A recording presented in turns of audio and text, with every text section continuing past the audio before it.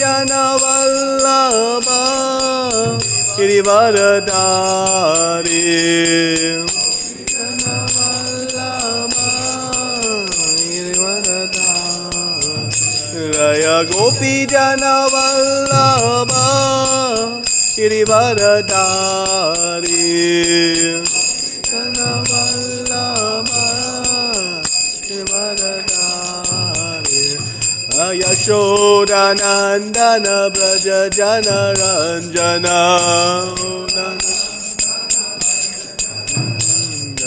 Yashoda nandana braja jana ranjana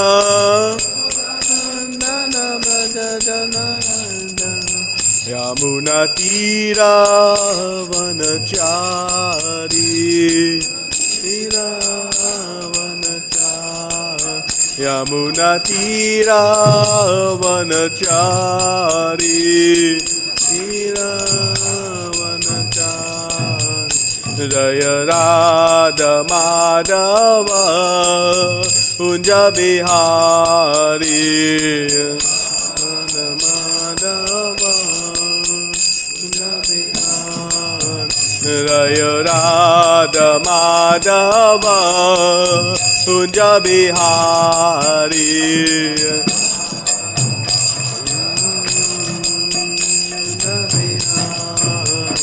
Jaya Gopi Jana Vallabha Girivaradhari Jana Vallabha Girivaradhari Yashoda Nandana Braja Jana Ranjana Yamuna tira vanachari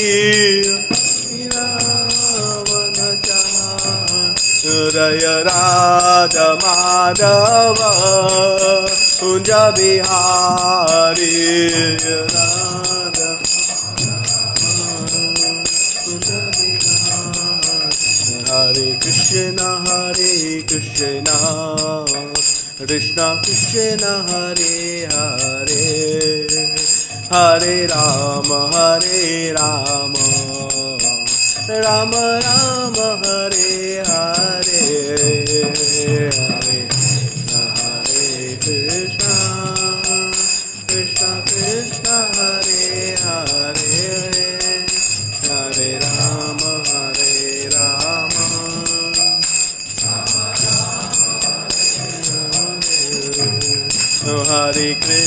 Hare Krishna Krishna Krishna Hare Hare Hare Rama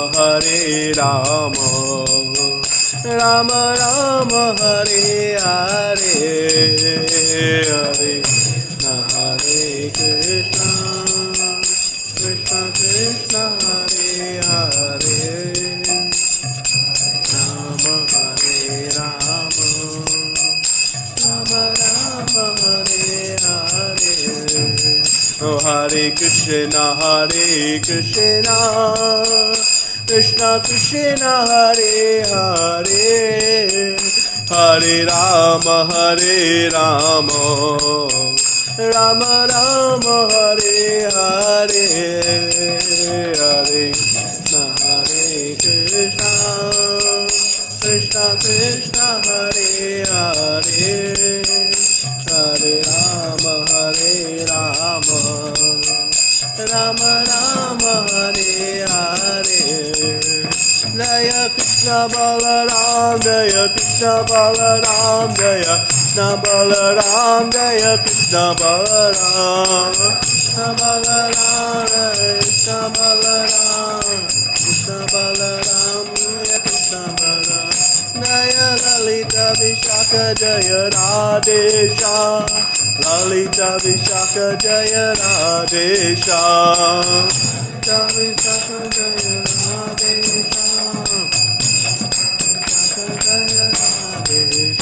Jaya Gora Nitai Jaya Gora Nitai Jaya Gora Nitai Jaya Gora Nitai Gora Nitai Gora Nitai Gora Nitai Nitai Jaya Gaura Nitai Jaya Prabhupada Jaya Prabhupada Jaya Prabhupada Jaya Prabhupada Prabhupada Prabhupada Prabhupada Jaya Prabhupada Prabhupada Prabhupada Jaya Jaya Prabhupada Jaya Prabhupada Prabhupada Prabhupada Jaya Jaya Prabhupada Jaya Guru Deva Jaya Guru Deva Jaya Guru Deva Jaya Guru Deva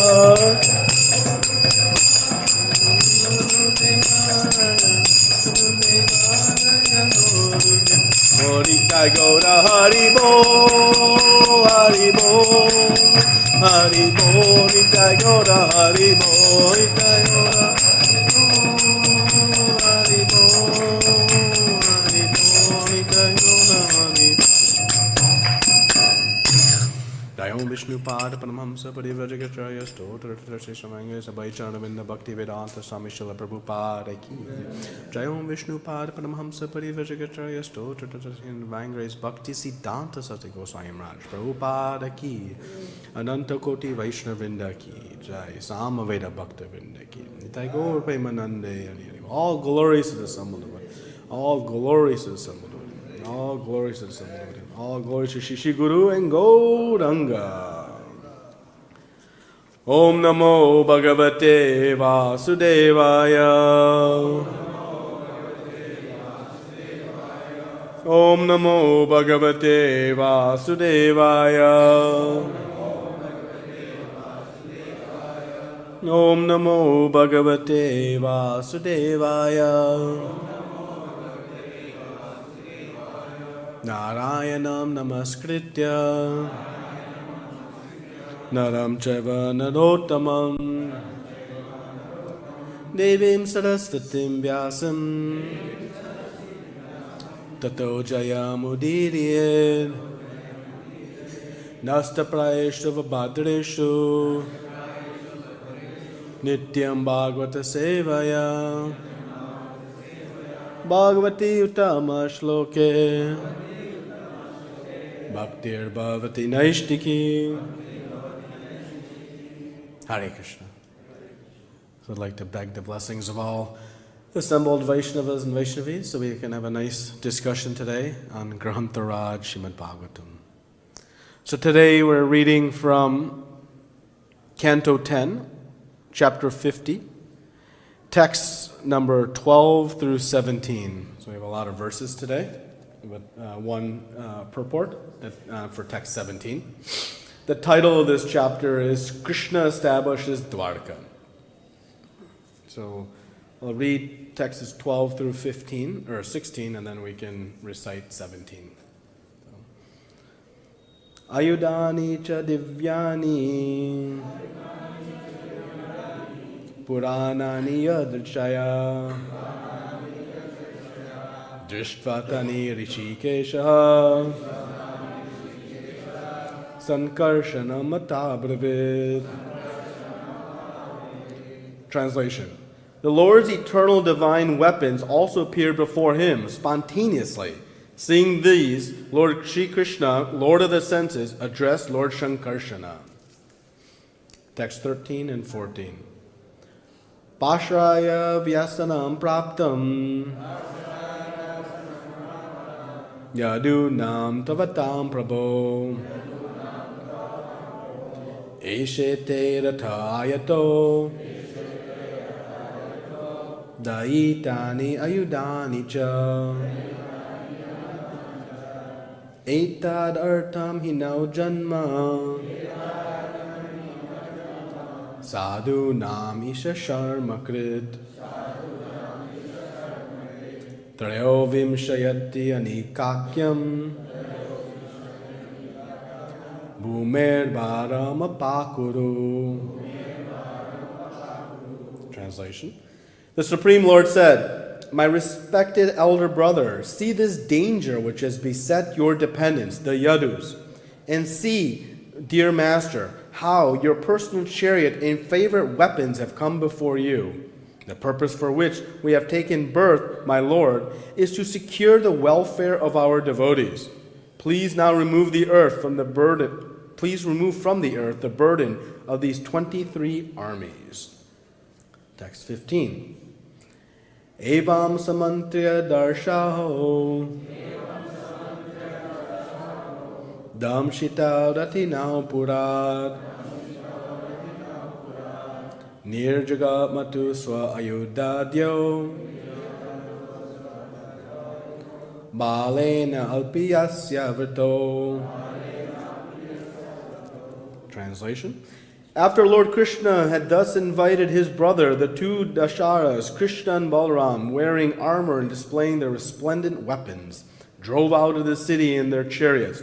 Only a very small contingent of soldiers accompanied them. Text 16. Shankam dalma vinigratya harir daruka saratihi tato abut parasanyanam riddhi vitrasa vepatuhu. Translation. As Lord Krishna came out of the city with Daruka, at the reins of his chariot, he blew his conch shell, and the enemy soldiers' hearts began to tremble with fear. Okay, text 17. So we'll recite this one and do the word for word and translation and purport. Text 17. Tabaha māgadho vīkṣya Hey Kṛṣṇa puruṣādhama na tvayā yoddhum icchāmi bālenaikena lajjayā guptena tvayā manda yotsye yāhi bandhu-han māgadho vīkṣya Hey Kṛṣṇa puruṣādhama na tvayā yoddhum icchāmi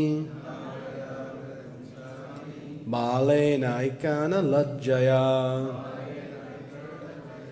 guptena tvayā manda yotsye yāhi bandhu-han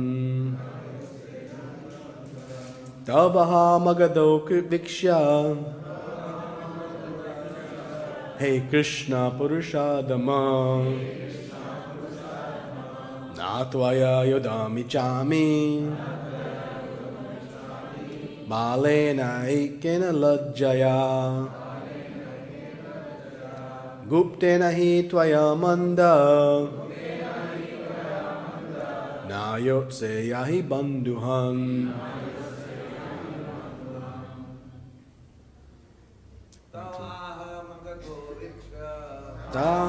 Māgadho vīkṣya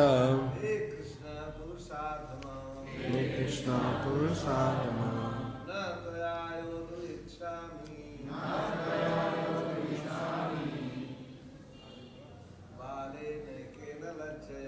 bālenaikena lajjayā guptena tvayā manda yotsye yāhi bandhu-han. Tabaha māgadho vīkṣya Kṛṣṇa puruṣādhama na tvayā yoddhum icchāmi bālenaikena lajjayā guptena tvayā manda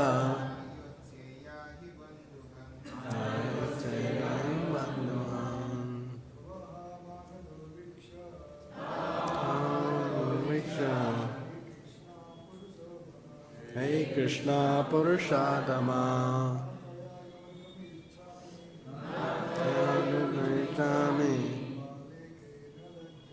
bālenaikena lajjayā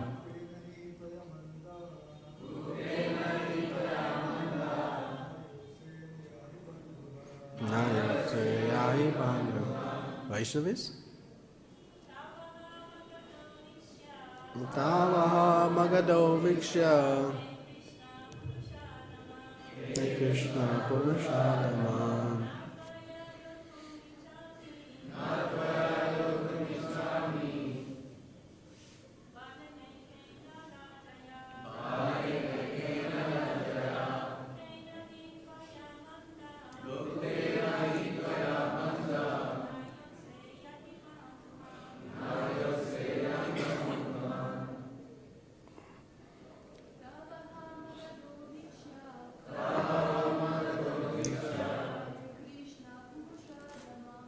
Krishna puruṣa-adhama. Yoddhum icchāmi. Bālenaikena lajjayā. Guptena tvayā manda. Yotsye yāhi bandhu-han. Thou, to the two of them, aha, said, Māgadhaḥ, Jarāsandha, vīkṣya, watching, hey Krishna, O Krishna, puruṣa-adhama, lowest of men, not, tvayā, with you, yoddhum, to fight, icchāmi, do I want, bālena, with a boy, ekena, alone, lajjayā, shamefully, guptena, hidden, he, indeed, tvayā, with you, manda, O fool, yotsye, I will not fight, yāhi, go away, bandhu, of relatives, han, O killer. Translation and purport by the disciples of His Divine Grace, A.C. Bhaktivedanta Swami Srila Prabhupada. Srila Prabhupada ki. Jarāsandha looked at the two of them and said, O Krishna, lowest of men, I do not wish to fight alone with you, since it would be a shame to fight with a mere boy. You fool, who keep yourself hidden, O murderer of your relatives, go away. I will not fight with you. Please repeat. Jarāsandha looked at the two of them and said, O Krishna, lowest of men, I do not wish to fight alone with you, since it would be a shame to fight with a mere boy. You fool, who keep yourself hidden, O murderer of your relatives, go away. I will not fight with you. Purport. Srila Sridhar Swami has interpreted Jarāsandha's words as follows. Puruṣa-adhama can be understood as puruṣa-adhama yasmat, meaning Krishna, to whom all men are inferior. In other words, here Lord Krishna is being addressed as O Purushottama, the best of living beings.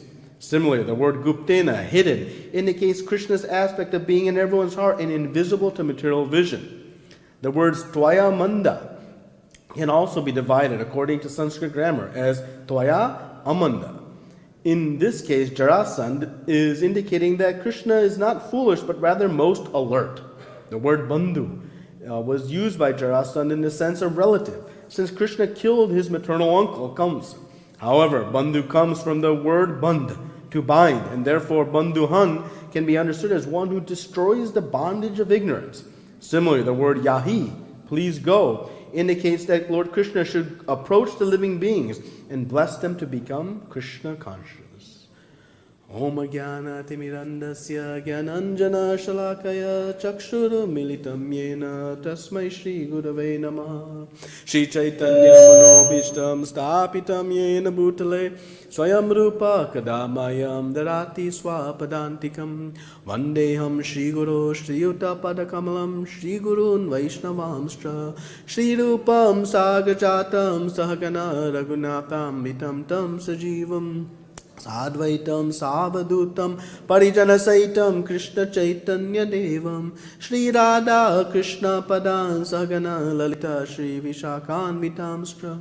Hey Krishna Karuna Sindhu Dina Bandho Jagatpate Gopesha Gopika Kanta Radha Kanta Namostate Tapta Kanchana Gaurangi Radhe Rindavaneshwari Vrishabhanusute Devi Pranamami Hari Priye Vanchakalpa Tarubhyascha Krupa Sindhubhyev cha Patitanam Pavanebhyo Vaishnavebhyo Namo Namah.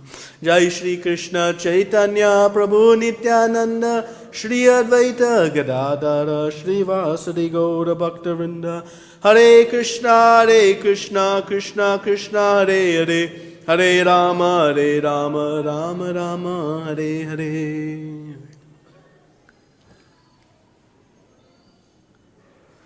Hare Krishna, everyone. So we'll read the translation again. Jarāsandha looked at the two of them and said, O Krishna, lowest of men, I do not wish to fight alone with you, since it would be a shame to fight with a mere boy. You fool who keep yourself hidden, O murderer of your relatives, go away. I will not fight with you. So, this is, of course, the pastime we've been discussing of Krishna having killed Kamsa and his daughters having now approached their father, Jarāsandha, explaining what had happened. We heard yesterday in the wonderful narration, their version of the story, which clearly ignited some furor in the heart of Jarāsandha. And so he is approached Mathura with the intent to destroy all of it. And he has come with, relatively speaking, large army, 23 Akshuhinis, more than had assembled on both sides in the battle of Kurukshetra. And so this is the verse, and now Jarāsandha is seeing his opponents and has a certain perspective. And of course we hear a beautiful perspective from our acharyas as well. So we'll talk today about how we saw in verse 15, where Krishna is telling to Balaram, we have come here to protect and see to the welfare of our devotees. Let's talk a little bit about that. We'll talk about this, this drama within Krishna's pastimes and the purpose behind them. We heard yesterday again from Devi Shakti Mataji that, all of Krishna's pastimes, everything Krishna does is absolute. They are perfect, and that we should relish all of them with great enthusiasm. And hearing from the words of our acharyas gives us the means to relish each and every one of Krishna's pastimes, including this one. And then we'll conclude with maybe a little analysis on Jarāsandha's actions, and maybe they're a little closer to home than it might seem at first blush. And so we'll discuss those things. So, one comment before we get into the verses or into the topic, that 12th verse was really struck me, about how Krishna's weapons appeared. And we see this phenomenal technology, that was the word used in the prior purport in Srimad Bhagavatam, how things just appear. Mankind is so proud of their ability to manufacture so many things and wonderful technology, and now this, artificial intelligence and all these things. But, Krishna's technology and the technology we see in Srimad Bhagavatam is so profound. Weapons are appearing. We see Kardama Muni flying in multi-level spaceships with no, carbon dioxide emissions. We see, weapons of incredible varieties. And so the technology within Srimad Bhagavatam is extraordinary. And that alone should bring us to the point of surrendering to Krishna, realizing how spectacular he is relative to whatever feeble things, with all that we can do to assemble. So I thought that was interesting. So in verses 13 and 14, Krishna shows a very sweet mood. He's calling to old Balaram as, "Oh Master." He's prompting up Lord Balaram as he often does. And he uses the context that, we've come here to protect and to see to the welfare of our devotees. And the devotees, we know, they're surrendered to Krishna. This goptritve varnam, this six principles of surrender, the fourth one particular, where the devotee is fully dependent on Krishna's maintenance. They fully know that they have no ability to maintain themselves. Their welfare is entirely in the hands of Krishna, not through their own means of commerce, through their own means of maintaining their homes and their families. They understand it is only by Krishna's blessings. And so with that mood of surrender, Krishna responds all the time. Even later in this chapter, Kalayavana is going to come with his giant army, and Krishna is going to, walk away. He wanted to, uphold the word, the blessings that he had received from Lord Shiva. This is also nice. We'll see in a coming verses how Narada Muni is stirring the pot again. We know Narada Muni stirred the pot to accelerate Krishna getting into Mathura, and now with his conversation with Kalayavana, who he told that, who is the greatest of all warriors? He said, the Yadus, you should go there. And thus Kalayavana has come here to accelerate now the Dwarka pastimes. So this is Narada Muni's kind of eternal pastimes, always, churning the pot to give us more and more rasa and to move Krishna's pastime from one phase to the other. So this Dwarka pastime begins also with the blessings of Narada Muni.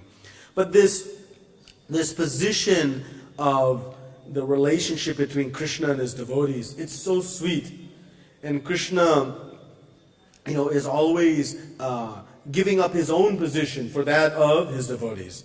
We know in the pastime of Prahlad Maharaj, he appeared in this half lion, half form, through a column to both protect his devotee and to uphold the words or the benedictions given by Lord Brahma. But this relationship between Krishna and his devotees, it's so sweet and extremely profound. But it doesn't require great intellect, it doesn't require great ability. It requires sincerity of heart to recognize it. And we see this in the pastime of the illiterate Brahmana. Right? The illiterate Brahmana was given the instruction by his guru to study the Bhagavad Gita. But he was illiterate. And so sometimes he was reading the book upside down, backwards. He couldn't read and understand anything. And the other brahmanas were making fun of him and chastising him. And one day he's sitting in the courtyard and he's reading this Bhagavad Gita, but he's just looking at the front cover. And tears are flowing, he's crying.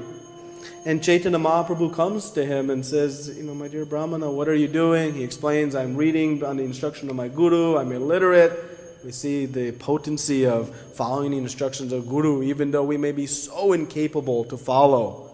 When we follow, the Supreme Lord Himself came to see this illiterate Brahmana. He said, what is the cause of your lamentation, your crying? He says, I don't know.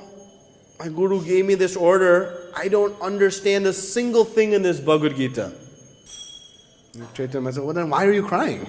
He says, I'm crying because I look at this cover and I see that Krishna is seated in front of the chariot driving for his dear friend Arjuna. What depth of relationship must exist between Krishna and Arjuna? That Krishna is surrendering even his own position to be the rickshavala of Arjuna. And doing it in the most public of forums, this battle of Kurukshetra, where all eyes had descended upon this great drama. How much love Krishna has for his devotees. When I think of this Brahmana speaking, I just weep. And of course, Chaitanya Mahaprabhu had said, you have understood the entirety of the Bhagavad Gita in all Shastra. This depth of relationship between Krishna and his devotees is so sweet and so profound. But again, it doesn't take erudite scholarship. It takes sincerity of the heart, sincerity of following through with the instructions of Guru. And to our ability, whatever we have, Krishna will reciprocate because he is our full maintainer. And we know when Krishna comes to protect our welfare, what welfare is he protecting? Our bank account, our jewels, our family, our position, fame in society. No. He is protecting our most valued, most cherished asset, and that is our bhakti. When we pray to Lord Nrsingadev, we often pray, protect me from this. You should pray to Lord Nrsingadev and to Krishna, protect me from my position in bhakti. We have, by the greatest of fortune, by the unlimited mercy and compassion of Srila Prabhupada, somehow come to Sri Vrindavan Dham. Many of you are staying here. Some of us, like me, are temporary visitors, praying someday to have your benedictions of staying here. But it is the greatest of fortune. But we should understand it's fragile. We should appreciate the fragility of our bhakti. And we know even Srila Prabhupada prayed, please do not let me fall away. So in this way, we can seek Krishna's protection, that he says he comes here for the protection of our devotional service. Okay.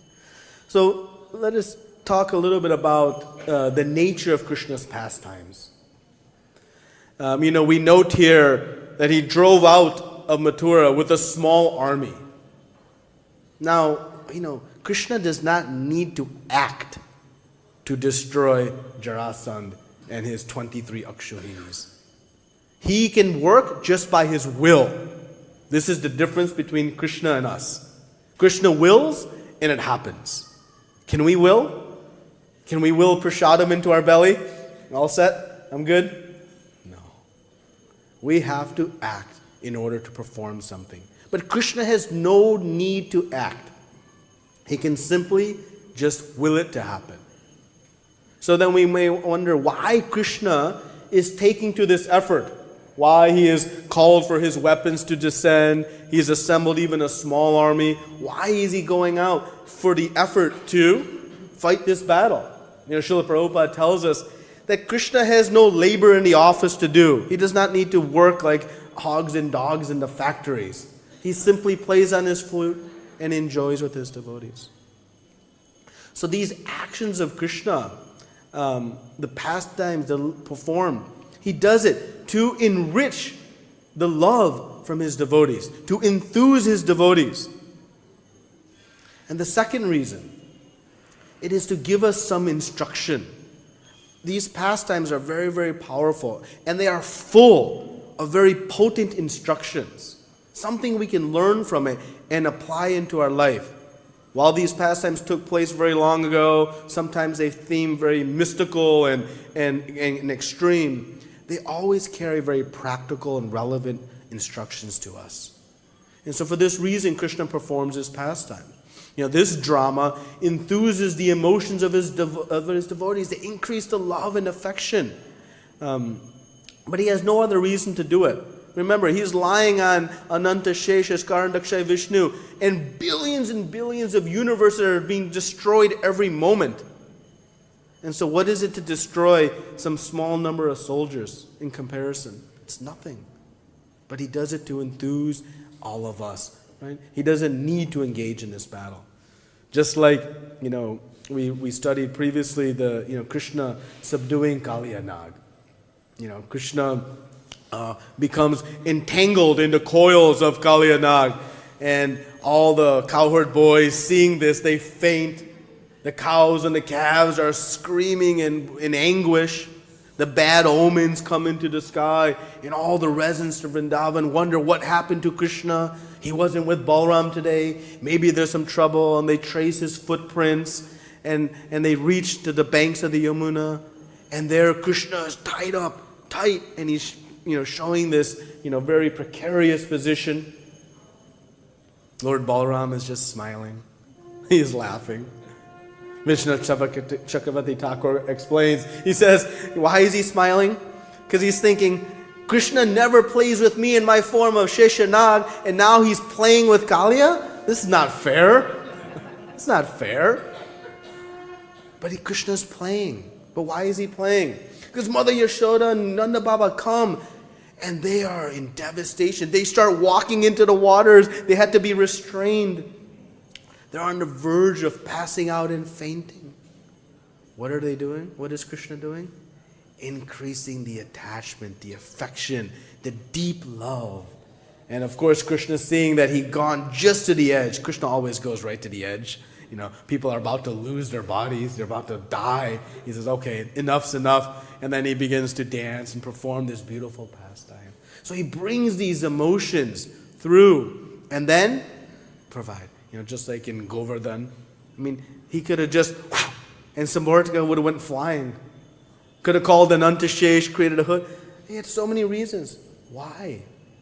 To give his devotees this uninterrupted association with them. 7 days and nights they had this darshan of the Lord, their desire finally fulfilled. So sometimes if we read, we see from our own vision, we think, oh, Krishna's in trouble, or is he really the supreme controller? Why?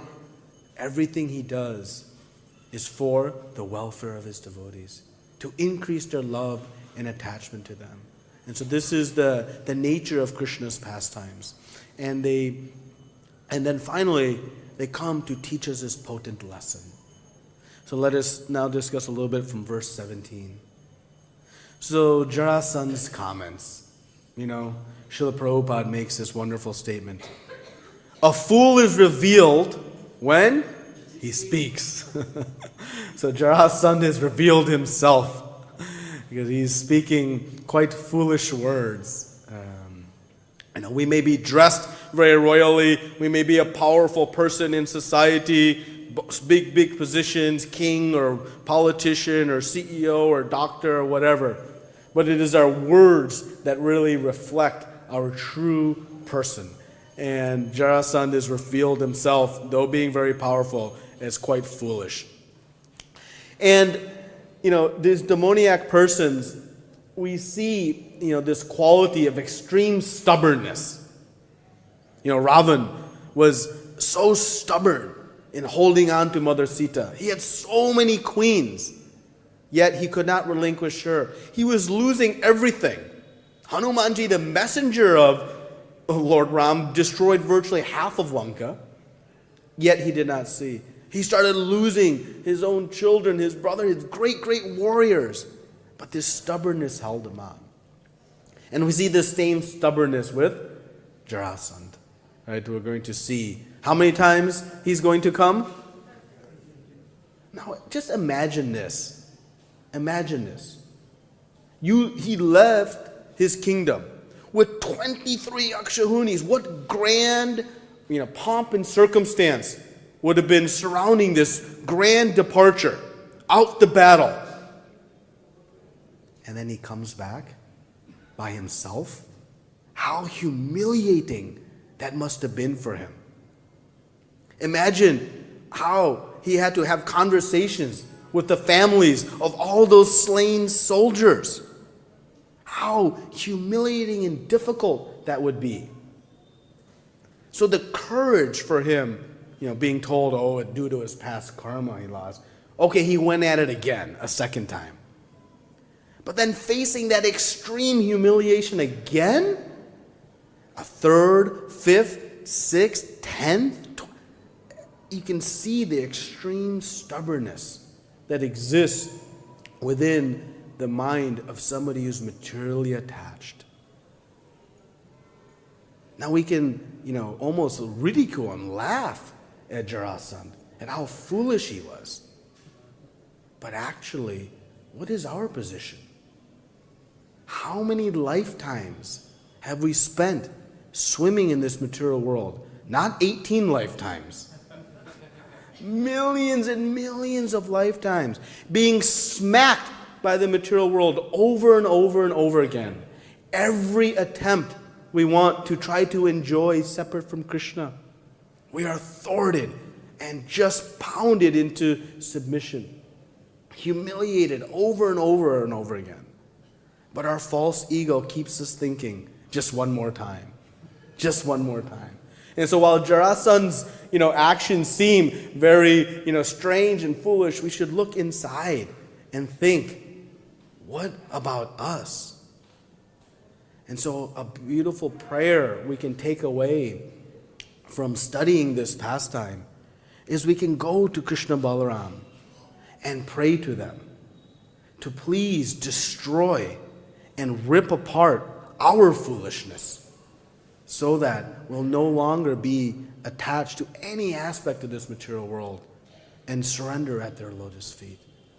So we can, pray that our repetition, which pales in comparison to Jarāsandha's repetition, can be destroyed by the great, powerful army of Krishna and Balaram, and even with this plow, as Mataji said yesterday.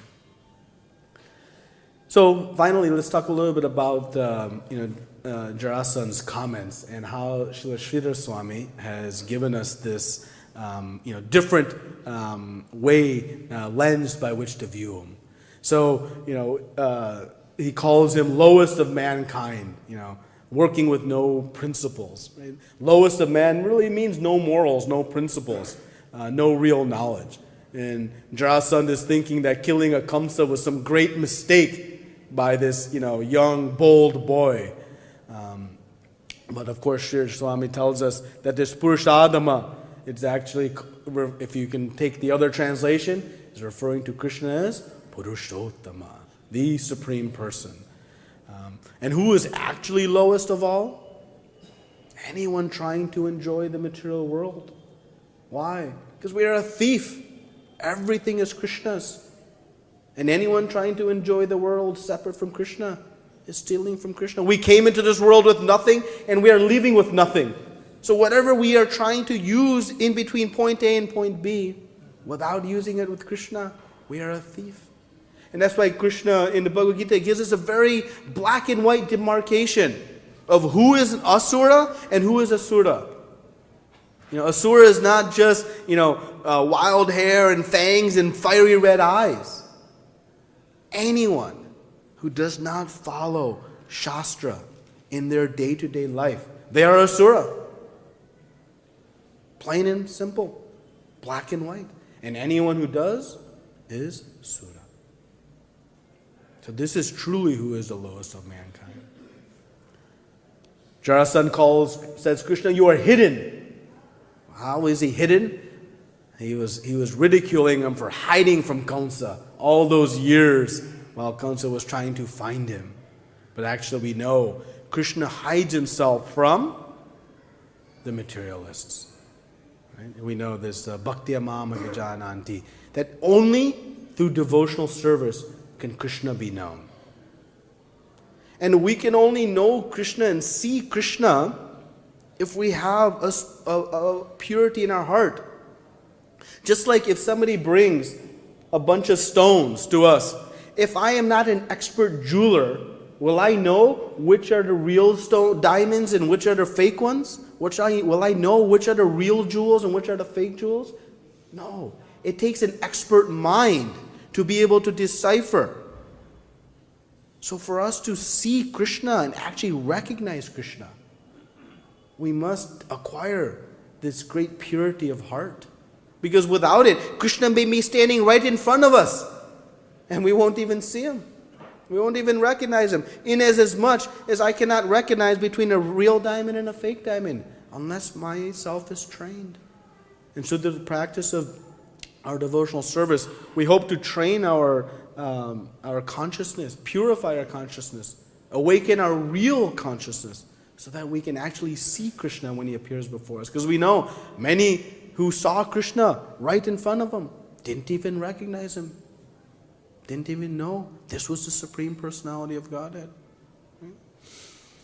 He tells Krishna to go away. And Sridhar Swami says, yes, Krishna goes away and goes out and spreads this Krishna consciousness. And when he goes even a step further and sends his great devotees, we are all the beneficiaries of Srila Prabhupada's extraordinary efforts to travel the world to bring this pastime and all of Krishna's activities to us so that we can come to this platform of pure devotional service and finally end our suffering in this material world and come to the platform of real peace and happiness. Right? So we see that Sridhar Swami is giving a very different interpretation or explanation to Krishna's to Jarāsandha's words. And this is one of the poetic beauties of the Sanskrit language, is that different meanings can be drawn from statements in words. And it shows the complexity of the Sanskrit language. But we should be very careful with this, that it takes, a pure devotee, a great acharya, to be able to understand and decipher, second and third meanings. So we should be very careful not to think, oh, maybe it means this and maybe it means that. Because if we look at things through our conditioned heart, we are likely to make mistakes. But by relying on the explanations from our acharyas, we can draw and enjoy these secondary meanings. And we see these secondary meanings, they happen even within Srimad Bhagavatam, not just from the commentary of our acharyas. In the pastime of Krishna teasing Rukmini, very sweet pastime that's coming up. Krishna is telling Rukmini that you made a huge mistake. You should not have married me. Inferior, do not match with superior. I have no wealth. I'm a coward and ran away to the ocean. And then he really gets her. He says, I only married you to destroy the pride of the kings. I'm not interested in wives or family or anything. And Rukmini's heart shatters. She takes her toe and she's scratching the marbled floor. Her charmer falls from her hands. And our acharyas explain that she faints. But she didn't just ordinarily faint. She fell like a plantain tree falls in the wind. Just boom! Krishna went too far again. And what does he do? He jumps off his bed. He said, oh my God, Krishna. He manifests 4 arms, 2 hands to pick up Rukmini, 2 hands to, reset her hair, caress her face, bring her back to consciousness. This is Krishna's past. And then he brings her back. And Rukmini then takes every one of Krishna's words and says, yes, you are right. Everything you said is perfect. And explains how actually Krishna is superior, how he has no wealth because he actually owns everything, and basically turned all of Krishna's words around the other way. So this dual meaning we see even within Srimad Bhagavatam. But we should be very careful and make sure that we don't try to apply our Sanskrit scholarship to these things, because it takes a pure acharya, a great acharya. And that's why Rupa Goswami, when he explains the 64 angas of Vaidhi sadhana bhakti, if we really study the first 5, they all speak to surrendering to Guru, taking initiation, inquiring, following the prior acharyas. Before we can actually practice any of the angas of bhakti, we must first take to the instruction from Guru and the acharyas. This is the means by which we can take to devotional service. So maybe I'll pause here and see if we can have some discussion. But just to quickly summarize, the Krishna is always protecting the welfare of his devotees. These pastimes he performs, while he has no action to perform, he does them to enthuse and increase the love from his devotees, but also to teach us a very valuable lesson. And this pastime of Jarāsandha can remind us of our millions of lifetimes and births that we have spent, in our futile attempts to enjoy the material world, and make this, as Srila Prabhupada said, our last lifetime, and finish our business in this life and go back home, back to Godhead. So, thank you very much. Srila Prabhupada ki jai. Any discussion we can have? Any comments, corrections, clarifications, questions?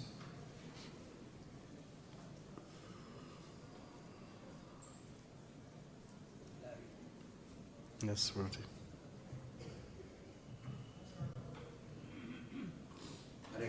Hare Krishna. Oh, very nice class. Thank you. We understand the pastimes of Jarāsandha with Lord Krishna, but sometimes we cannot understand how Lord, when Jarāsandha, he fought with him 17 times, and why Lord allowed him to go free. Yeah, so why why the Lord allowed him to go free. So the one thing we always want to do when we ask a question or have a question in our mind about why Krishna did something is always assume Krishna's perfect and right, and now let me embark on trying to understand why. If we try to understand why Lord Ram banished Mother Sita to the forest, and this, if we can become confused. So our first approach is Krishna's perfect. He must have a perfect plan. So now let me try to understand what is his plan. But we should not try to understand Krishna's plan through our own understanding. Because if I try to diagnose my own disease, thinking I have this and thinking I have that, and I'm not a well-trained doctor, I will only create a more mess of the situation. In the same way, trying to understand what is Krishna's purpose in anything he does, we must go to whatever our acharyas explained. Why? And if we don't know that, then we say, I don't know, but Krishna's plan is perfect.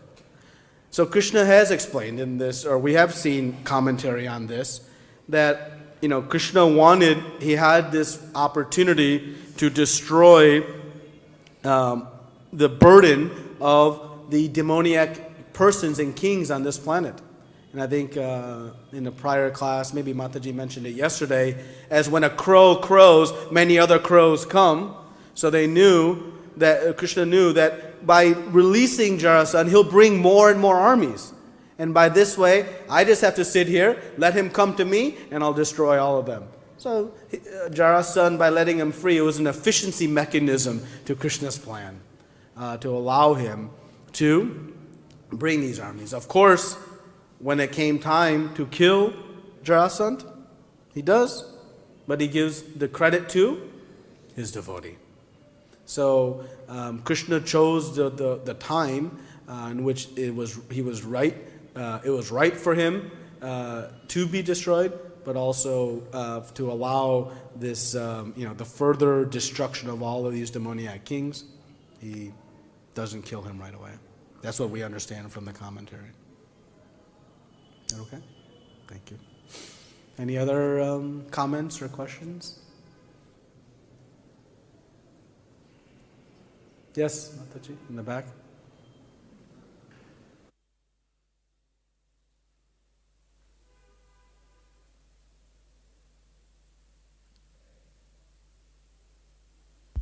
Thank you for your class. I would like to know when you describe that Krishna is not attached to a position or office, he's going here and there and is increasing our love.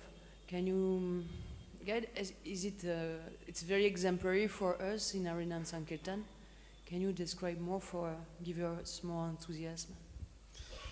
Yeah.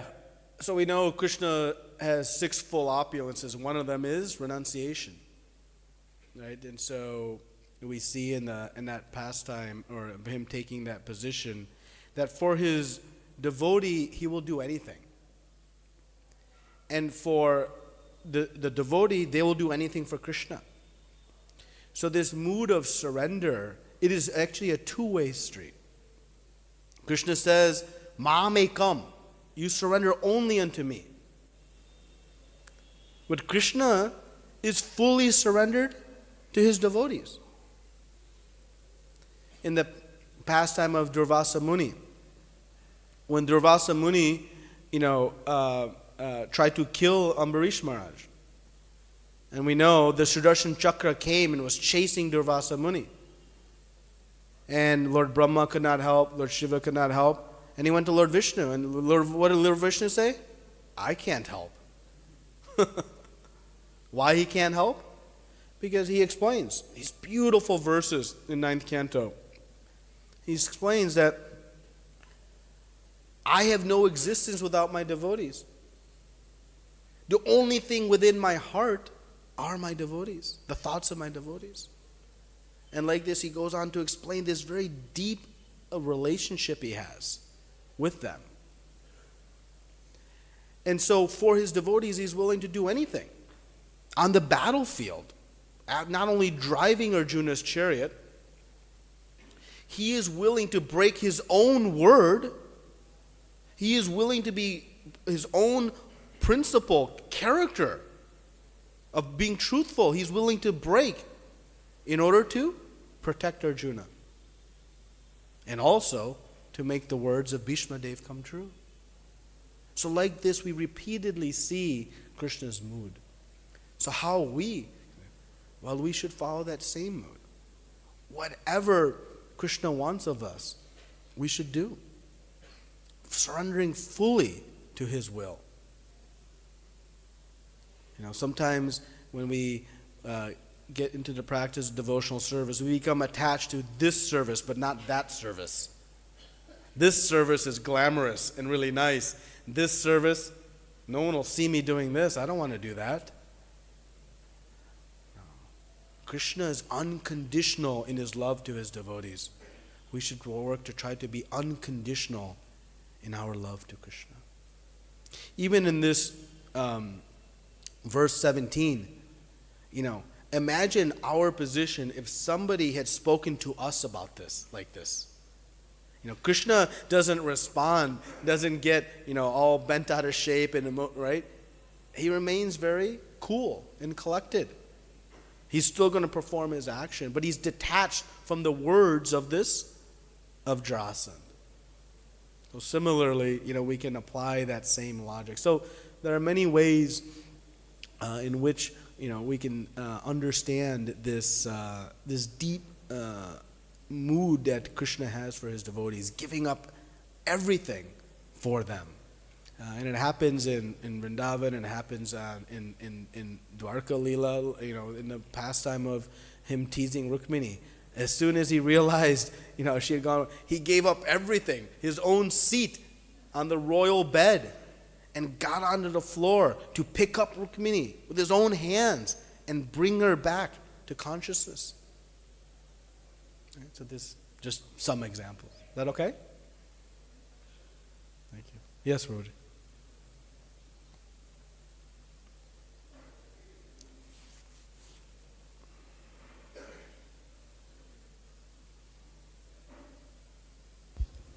Hare Krishna. Hare Krishna. You explained about the stubbornness, whatever. Stubbornness, yes. Sometimes, person like me realize this, and most of the time just don't realize or forget, and then act again as. So how to you can give some light on this? Yeah, how to overcome our stubbornness, because we remember in that moment, but then we quickly forget. Matashmitir ganam ahopanam cha, right? Krishna allows us to forget our past difficulties in this world so that we can try to enjoy. Remember, Krishna is only responding to our desire. Why we forgot Krishna?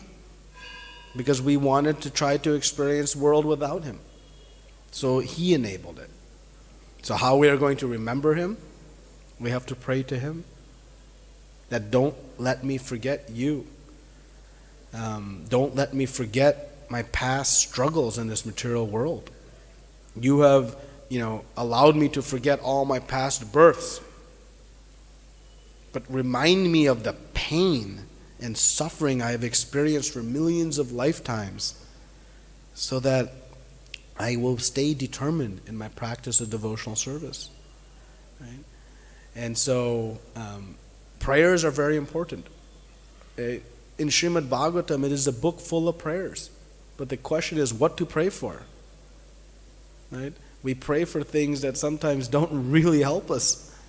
The best prayers are, to pray to Krishna Balaram. Kill my tendencies like Jarāsandha. I'm more stubborn than him. But please break my stubbornness. I keep forgetting how humiliated the material world has made me. So if we pray with sincerity like that, it'll happen.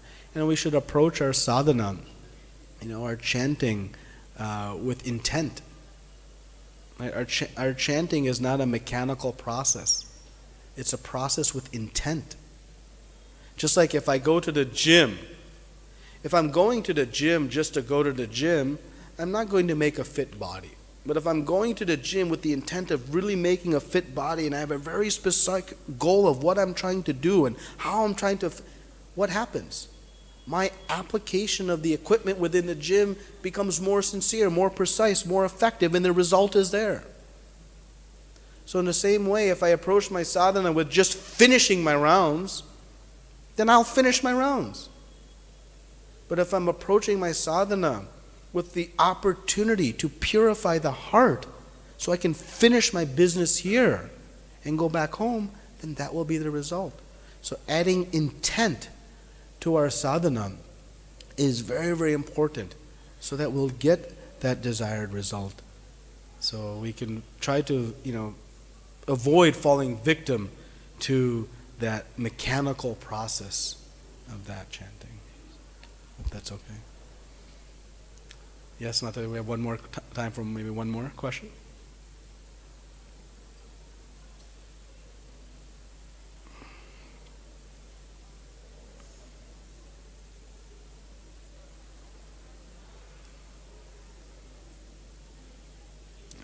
No, it's not on.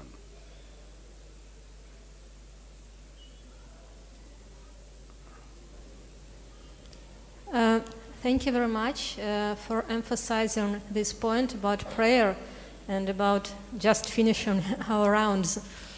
And I have a question about prayer. Actually, it is considered one of advanced processes of devotional service, as far as I understand. So it is after Shravanam, Kirtanam, Smaranam, Vandanam, Smaranam, Archanam, and then Vandanam, yes? At the same time, I noticed that without prayer, if we simply rush into any activity, like practical service or chanting the holy name, then it actually becomes mechanical. So can you please deliberate about the prayer and how we can encourage ourselves actually dedicate time to prayer instead of simply rushing into activity? Yeah, it's a nice question, comment, because again, rendering our devotional service, having a very purposeful intent toward the practice of our service actually yields the outcome we desire, which is purification of the heart. I'm rolling chapatis to make Rajbhog, or I'm rolling chapatis as an opportunity to please Krishna by my service, right? Our mood should be, that I'm here to try to please Krishna with this service.